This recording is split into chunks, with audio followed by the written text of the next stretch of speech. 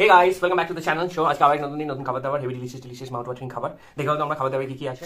তো আজকে খাবারে আছে শাক পোস্ত দেখা গাইস, অ্যামেজিং শাক পোস্ত, আর থোর আর চিংড়ি মাছের একটা ছেঁচকি টাইপের, থোর আর চিংড়ি মাছ ছেঁচকি। এই হচ্ছে চিংড়ি মাছ। আছে নবরত্ন ডাল, আর আছে মাছের ঝাল, মাছের মুড়োর ঝাল।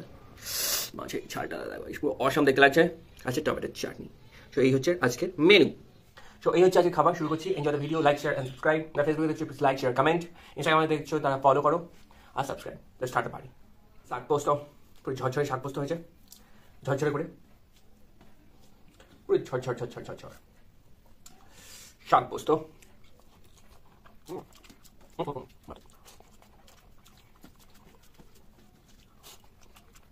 দেখো